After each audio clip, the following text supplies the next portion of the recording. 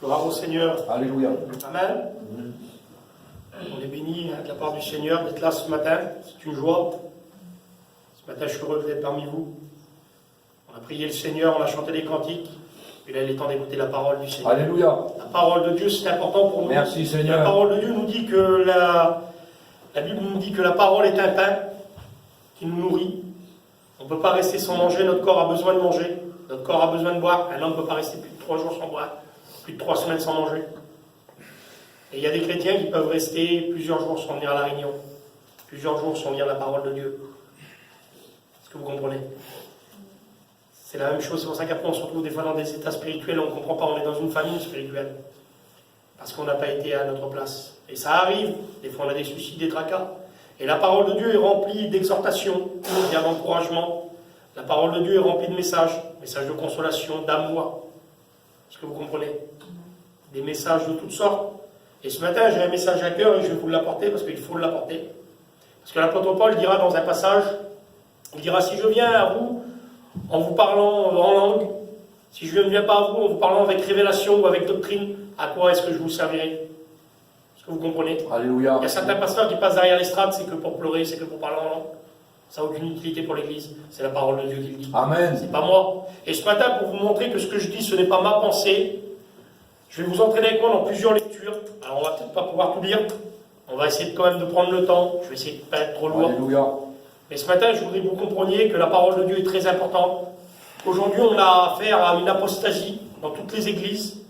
Vous allez voir, il y a plein de textes qu'on parle. Les gens ne veulent plus se conformer à la parole de Dieu. Les pasteurs ne veulent plus prêcher la parole de Dieu selon la vérité, selon ce que le Saint-Esprit leur guide. Tout simplement parce qu'il faut prendre les gens dans le sens, je m'excuse du mot, mais il faut les flatter dans le bon sens. Est-ce que vous comprenez? On n'a plus le droit de prêcher la vérité selon les hommes, mais la parole de Dieu nous dit, prêche la parole. Alléluia. Prêche la parole en toute occasion favorable. Oui, Sauveur. Merci. L'apôtre Paul disait ces mots et je vais les reprendre à mon compte. Je ne prêche pas pour plaire aux hommes. Si je voudrais plaire aux hommes, je ne prêcherai plus l'évangile. Est-ce que vous comprenez? Comme je vous disais tout à l'heure, il y a des messages d'exhortation, de consolation. Ah, on parle de l'amour du Christ, l'amour de Dieu. Oui, mais il y a aussi la justice de Dieu. Alléluia. C'est un de ses attributs. Il y a aussi la patience de Dieu. Est-ce que vous comprenez? Donc si Dieu est amour, il n'y a pas de problème. La Bible nous dit qu'il n'a pas de l'amour, il est amour. Mais la Bible nous dit aussi qu'il est juste. Et il ne tiendra pas le coupable pour innocent. Et on ne peut pas enlever l'attribut de Dieu, la justice de Dieu, parce qu'il est amour. Est-ce que vous comprenez? Aujourd'hui, on attire des foules. On attire des foules à l'évangile en leur vendant quelque chose qui n'est pas vrai. Un évangile à l'eau de rose. En leur disant que tout va aller sur des roulettes. Que vous serez là et puis vous allez vivre un évangile facile. Eh bien, laissez-moi vous dire que c'est un faux évangile. Si demain on vous prêche ça, si demain on vous annonce ça dans cette église, vous pouvez quitter l'église. J'ai des mots durs ce matin. Et je vais vous dire pourquoi. C'est vrai, Dieu est amour. Dieu va prendre soin de votre vie. Dieu va pourvoir vos besoins. Dieu vous consolera. Est-ce que vous comprenez? Mais tout ça, dans la vie chrétienne, dans la sanctification, ça a un prix. Ça a un prix. Le salut, il est gratuit, pas de problème. Mais la parole de Dieu dit, je te demande d'acheter de l'or éprouvé par le feu. Comment ça acheter, Seigneur? Oui, il faut acheter de l'or, il faut payer le prix. La Bible dit qu'il faut crucifier sa chair. La Bible dit qu'il faut marcher dans les voies du Seigneur. La Bible dit que c'est le chemin étroit qu'il faut prendre, c'est la petite porte. Est-ce que vous comprenez? Et il y en a peu qui le trouvent, ce chemin-là. Il y en a peu qui passent cette porte-là. Pourquoi? Parce que ça coûte. Et oui, l'évangile, ça coûte. Vous allez voir qu'il y a de la discipline dans l'église. Vous allez voir que des fois, il y a des mises sous discipline. Et ces mises sous discipline demandent des séparations. Parce que la parole de Dieu, elle est une épée à double tranchant. Et la parole de Dieu, elle est capable de séparer moi, Léos, âme et esprit. Et la parole de Dieu, des fois, elle demande une séparation au sein du peuple. Ôtez le milieu du méchant de vous, dit la parole de Dieu. Est-ce que vous comprenez? Donc, des fois, c'est pas facile. Mais des fois, pour pas vider les églises, parce que les gens ont peur de vider les églises. Mais l'apôtre Paul, il dit, moi, il dit, j'annonce le message. Il dit, une fois que j'ai annoncé le message, je suis lavé de votre sang. Dans Ézéchiel, j'ai le texte qui est là, chapitre 2, verset 5, il est dit, avertis le peuple, Ézéchiel. T'es une sentinelle, avertis, qu'il t'écoute, qu'il n'écoute pas, annonce la prophétie, annonce le message. C'est ça la parole de Dieu. Là où il y a l'esprit, il y a la liberté. Alléluia. Si demain, Christophe me dit non, t'as pas le droit de prêcher ce message-là, ou que moi je dis t'as pas le droit de prêcher ce message-là, Christophe, eh bien il n'y a plus le Saint-Esprit, parce que la Bible nous l'enseigne. La Bible nous enseigne que là où il y a l'esprit, il y a la liberté. Amen. Et il y a des mouvements, il y a des dénominations, il y a des églises aujourd'hui où il n'y a plus le Saint-Esprit, parce qu'on n'a pas le droit de prêcher la vérité. Alléluia. Eh oui. Et ça, ce sont des faux pasteurs, ce sont des faux bergers. La parole de Dieu le dit, et je vais vous lire le texte. Ça se trouve dans Ésaïe 56. Il est dit chien muet, aveugle, incapable d'aboyer, Qu'est-ce que ça veut dire ça? Il nous parle d'une maison où des chiens gardent la maison. Il parle des bergers, jusqu'en dessous, vous le lirez dans Ésaïe, chapitre 56, versets 10 à 11. Chien muet, incapable d'aboyer, aveugle, mauvais berger. Un chien qui garde une maison et qui n'est pas capable d'aboyer, c'est un mauvais chien. Il ne jappe pas, c'est pas audible. C'est plus un chien. Pourquoi? Parce que le voleur est venu, le voleur a donné de la viande, le chien s'est rassasié de la viande, et la Bible nous en parle, Ésaïe 56, ils sont rassasiés. Et oui, le méchant est venu, le diable est venu, il a donné à ces bergers-là de la viande. Tiens, mange ça, repose-toi, garde ton troupeau. Hein, tu veux pas que l'église aille vite? Tu veux que les chaises soient pleines, mais tu veux pas qu'ils ont quelque chose dans le carreau, c'est des gens. C'est ça le problème. Un bon berger, il est capable de parler. Est-ce que vous comprenez? Un bon chien de garde, c'est des mots comme ça, ce matin qu'utilise la Bible. Mon chien de garde, il aboie. Quand on n'est plus capable d'aboyer, si on n'est pas capable de vous dire la vérité, on n'est pas des bons bergers. Et oui, si on voit des gens aller dans le péché et qu'on n'est pas capable de les tirer de là, eh bien c'est nous qui aurons à répondre de ça. Le jour où on passera devant le tribunal du Christ, moi et Christophe, hein, et qu'on sera là et puis on dira, ben Alain, on ne l'a pas prévenu alors. Ben oui, mais c'est rien, Seigneur, t'as amour. Mais je suis juste. Si par exemple, je prends Alain, c'est un exemple, comme j'aurais pu prendre n'importe qui, est-ce que vous comprenez? Je vise personne ce matin. Mais on aura des comptes à rendre par rapport à comment on aura nourri le troupeau. Alléluia. Aujourd'hui, je ne suis pas là pour tout casser ce qu'on vous a appris. Dieu est amour. Amen. Il n'y a pas de problème, on est sauvé par grâce. Mais il faut marcher dans la sanctification. Est-ce que vous comprenez? Il y a des choses aujourd'hui qui se passent dans les églises au sein du peuple que même les bergers pratiquent. Il y a des bergers qui pratiquent le mensonge. Comment ils vont reprendre un chrétien qui ment si eux mentent? Si moi je commets un adultère, comment je vais reprendre quelqu'un dans l'assemblée qui me fait commettre adultère? Est-ce que vous comprenez? Et c'est comme ça, malheureusement. Chien aboie. Aboie, non, tu n'es plus capable d'aboyer, tu es muet. Tu n'es plus capable de dire la vérité. Pourquoi? Parce que tu veux plaire aux gens. Et l'apôtre Paul a dit, si je voudrais plaire aux gens, je ne prêcherai plus l'évangile. Alléluia. Alors tu es un fouteur de troubles. Ah, vous êtes des fouteurs de troubles parce que vous dites la vérité.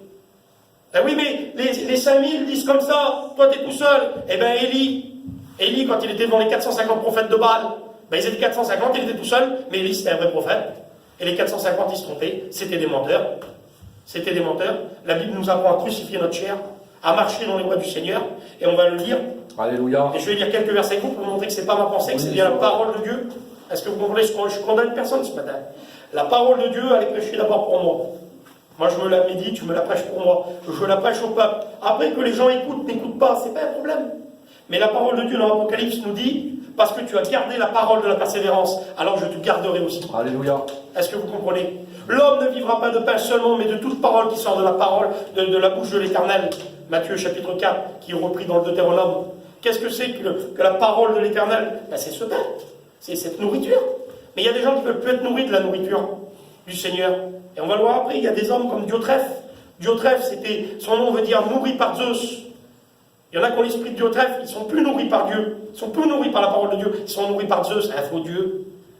Est-ce que vous comprenez? Est-ce que c'est des faux évangiles? Ils sont des évangiles à leur manière, un évangile facile? Non, c'est pas comme ça. C'est pas comme ça. Job 23, versets 11 à 12. On va lire ce verset. Vous allez voir, c'est des versets merveilleux. Comme tous les versets de la parole de Dieu. Je vais vous emmener avec moi dans quelques lectures, vous allez voir ce que la parole nous enseigne. Job 23, versets 11 à 12. Est-ce que tu peux te calmer? Mon pied s'est attaché à ses pas.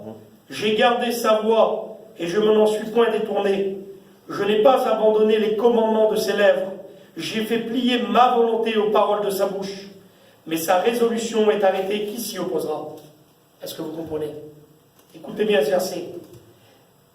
Mon pied s'est attaché à ses pas. J'ai gardé sa voix. Je ne m'en suis point détourné. Je n'ai pas abandonné les commandements de ses lèvres. Est-ce que vous comprenez? Job qui parlait comme ça. Mes pieds se sont attachés à ses pas. Vous savez, il y a des chrétiens qui marchent aujourd'hui, et ils marchent en le Seigneur, et ils ne le savent pas. Les parents de Jésus, Joseph et Marie, marchaient. Est-ce que vous comprenez? Quand ils sont partis de Jérusalem, ils marchaient, et ils n'avaient pas fait attention que Jésus n'était pas avec eux. Ça faisait 3 jours que Jésus n'était pas avec eux. Ben, il y en a qui marchent comme ça, et Jésus n'est plus avec eux. Parce qu'ils marchent selon la chair, ils ne marchent plus selon l'esprit. Et c'est comme ça. Samson, l'esprit s'était retiré de Samson, nous dit la Bible, et Samson ne s'en était pas rendu compte. Eh oui. Alors oui, on est dans les assemblées, ah, on parle en langue. Oui, on parle en langue. Ben oui, ça commence par l'esprit, puis par la chair. Il y en a qui parleront en langue et puis qui diront, je m'excuse, mais ils iront pas au paradis. Le parler en langue, c'est une édification personnelle. Ce n'est pas une preuve d'infaillibilité doctrinale. Ce n'est pas une preuve de sainteté. Est-ce que vous comprenez? Dieu ne nous demande pas que de parler en langue, c'est bien, il faut parler en langue. Je ne vous dis pas de ne pas parler en langue. On veut que l'assemblée soit remplie de prophètes, dans le sens d'annoncer des prophéties selon la parole de Dieu, selon les Corinthiens. On veut que les gens parlent en langue, il faut s'édifier. Mais maintenant, le Seigneur nous demande avant tout de marcher par l'Esprit. De marcher par l'Esprit, d'être comme Job, que nos pas s'attachent. Est-ce que vous comprenez? Au pas du Seigneur. Quand vous marchez sur le sable, vous laissez des traces. Vous savez, comme on est enfant, des fois les parents marchent, et puis le petit enfant il marche dans les pas du Père. Ben, c'est comme ça. C'est pas Jésus derrière, c'est Jésus devant. Simon de Cyrène marchait derrière Jésus et il portait la croix. Et Jésus a dit ces mots, il ne faut pas regarder en arrière si vous mettez la main à charrue, vous portez votre croix et vous me suivez. C'est pas facile. Ce matin, je vous dis ces choses-là, pourquoi? Parce que malheureusement, dans toute dénomination, dans tout peuple, dans toute église, il y a des gens qui vont faire partie de la grande prostituée. Parce que la grande prostituée, c'est pas seulement une dénomination, c'est des gens qui sont apostates. Parce que la Bible nous parle que l'apostasie vient. Il faut que l'apostasie vienne avant la manifestation de l'impie. Est-ce que vous comprenez? Donc, cette apostasie, on est dans ce temps-là, on n'est plus dans un temps de grand réveil, malheureusement. La Bible l'avait annoncé. Et il y a